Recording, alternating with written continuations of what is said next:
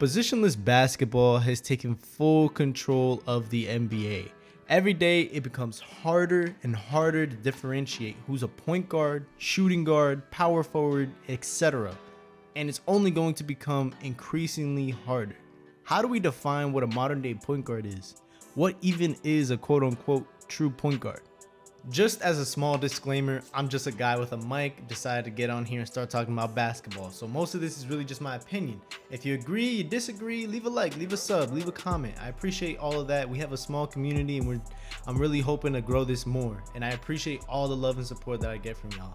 That being said, I don't feel that anybody has really truly defined how we identify positions and players in this new era of positionless basketball. So I'm really gonna try my best to let you guys understand how I do things and how I like to classify players. So without further ado, let's dive right into this.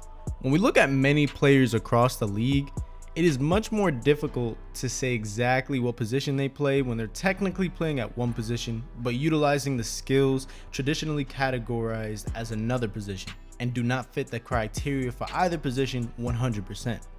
Let's take a look around the league.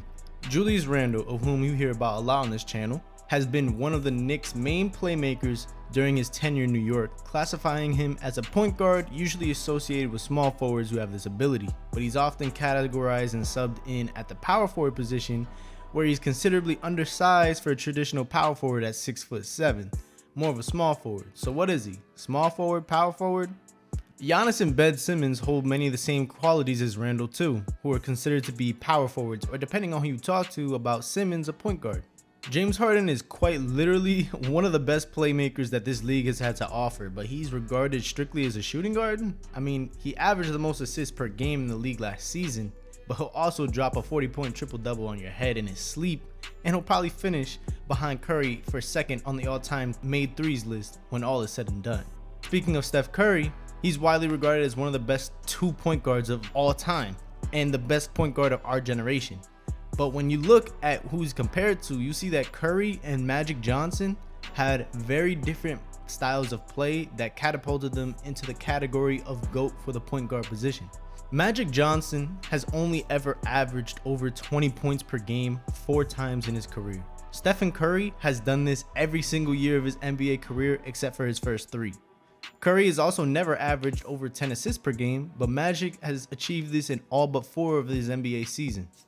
How can 2 completely different players be regarded as the best at one position? Starting off with the point guard position, I would like to redefine the way we describe what a point guard is. Although it is in the name, the point guard does not necessarily have to be a guard, but someone whose playmaking abilities to set up others and run the offense are profound and are utilized as the focal point of the offense for a majority or a good chunk of the time that player is on the floor. Those are the only limitations that I put on it. I would consider LeBron James and Ben Simmons point guards because of their elite playmaking abilities and the fact that they demand the ball in their hand for this very reason very often. I would also consider James Harden a point guard because I believe he's the best playmaker the NBA has to offer right now, and quite honestly, maybe one of the best playmakers we've ever seen. And they can play all secondary positions of forwards and or shooting guard respectively. It is not necessarily exclusive considering how many players have worked to obtain different skill sets with differing size, of which is a very big determining factor, usually, of the type of skill set that you will have for your baseline. Shorter players are usually faster, and taller players usually grab more boards, for instance. Stephen Curry is a great playmaker, and his playmaking usually comes off of his ability to shoot the ball. Not many players have that ability, so for this reason alone, he's able to be classified as a point guard. And as crazy as this idea might seem, Nikola Jokic can be considered an NBA point guard. I really believe that this is the case, even though it's a little crazy, is that I don't think we've ever seen a big man this capable and this consistent at running the offense of a team, especially after Jamal Murray tore his ACL and almost all of the playmaking responsibilities fell to Jokic exclusively. A matter of fact, I think every single person in this thumbnail can be considered a point guard, and you can all run them 1 through 5. Think about that. That's the reason I made the thumbnail what it is. Moving on to shooting guard, This can be any player that does not dominate the ball for their playmaking ability, but they can dominate the ball in other ways such as scoring. This position I believe is exclusive to only guards, and this is when size is now taken into consideration. So they usually shouldn't be taller than 6'6", and they can be as short as they want as long as their role is not to consistently run the offense for their playmaking ability. At that point, I might start considering them a point guard and or a small forward. Michael Jordan, Allen Iverson, Klay Thompson, Ray Allen, Donovan Mitchell, Bradley Beal, Alec Burks, Karis LeVert. These are all examples of what I would consider shooting guards. They all have a unique set of skill sets, but none of whom are ball dominant and are regarded necessarily for being ball dominant, for having the ball in their hand to be a playmaker. Although many of them have the ability to do so, if that makes sense. You can have this ability, but this can't be your main thing to classify under this position. James Harden can also fall into this category, as when he first came into the league, his playmaking skills were not fully developed or really fully utilized until he was traded to Houston and then became the playmaker as we know him to be today.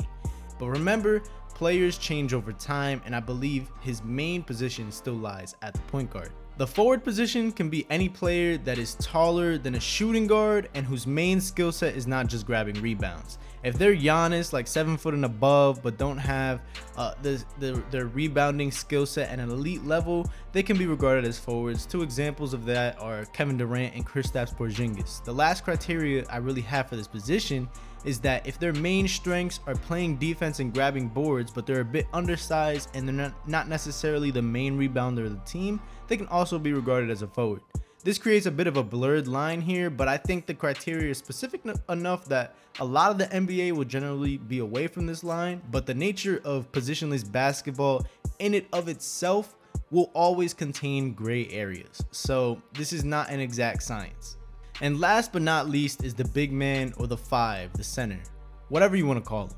Their main thing is rebounding and or defense, and can have any other skill set to go along with it, and they are generally the biggest players on the court. So Steven Adams, Jokic, Embiid, Dwight Howard, Mitchell Robinson, Jared Allen, Dennis Rodman, Hakeem Olajuwon, Kareem, Shaq, Yao Ming.